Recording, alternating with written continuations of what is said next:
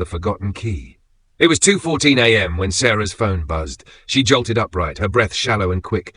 The room was dark, only the dim glow of the streetlights creeping in through the blinds. Her phone lit up with a single message, no name. "I know what you did, Sarah." Her heart dropped into her stomach. The words hit her like a punch. Her mind raced back to the last time she'd seen her brother Mark. The night he disappeared. The night she lied about what happened. No, this can't be real." Sarah whispered, her voice trembling. Her fingers hovered over the phone, paralyzed by fear. She quickly tapped the number to call back, but it went straight to voicemail. She tried again and again, nothing. The phone buzzed with another message. "You think I'll let you forget? You think I'll let you hide it? You can't escape me. Not this time." The words were chilling. Sarah's mind spun. There was no way Mark could be alive. She had watched him die, hadn't she? She had seen him fall. The accident, the car, the blood. The way the rain washed away all traces, except for the one thing she could never shake, the key. "I shouldn't have taken it. Why did I take it?" The key. The one thing that could have destroyed everything. The key she found in Mark's pocket that night. It wasn't just any key. It was the key to something bigger, something far more dangerous than she could have imagined. She knew she should have handed it over to the police, but in her panic, she didn't. She kept it hidden, buried deep in the back of her drawer, and now it was coming back to haunt her. "Who is this?" she typed quickly, shaking hands, struggling to form words. "What do you want from me?" Seconds later, the reply came. "The key, Sarah. Give it to me, or I'll make you remember everything. I'll make you wish you never picked it up." Her mind raced. The key. It was just a key, or at least that's what she had convinced herself all these years. But now she wasn't so sure. Whoever was on the other end of that phone knew something she didn't. What if Mark wasn't dead? What if he... The doorbell rang. "Who?" Sarah's voice was a whisper. No, it can't be. Her blood ran cold. The doorbell wasn't supposed to ring. It was late. No one ever came this late. Thud, thud, thud, thud. The knocks echoed through the house, each one like a drumbeat in her ears. Sarah felt her legs go numb as she stood frozen.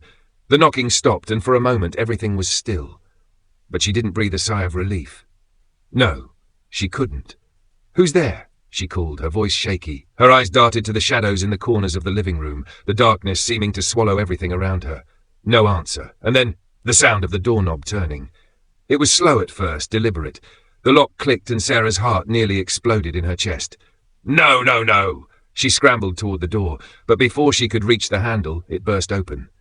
There, standing in the doorway, was a figure cloaked in darkness.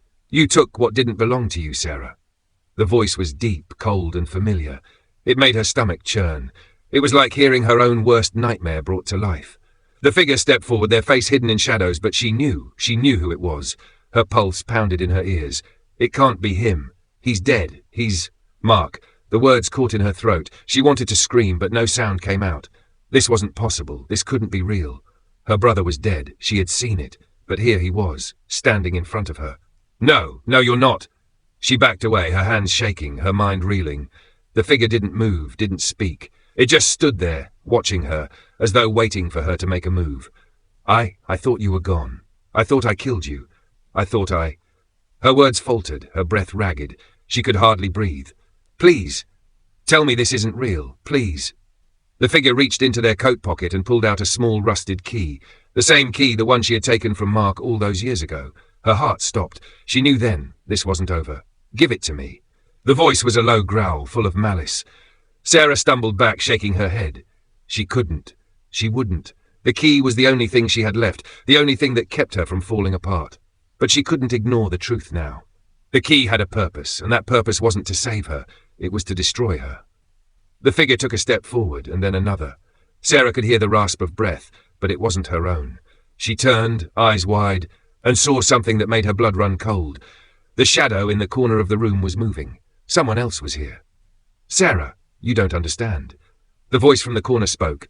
She hadn't noticed it before, but now it was too clear. "You never understood. You've been living in a lie." "No," she screamed. "No, I didn't. I didn't mean to." But it was too late. The door slammed shut behind her, and the darkness closed in.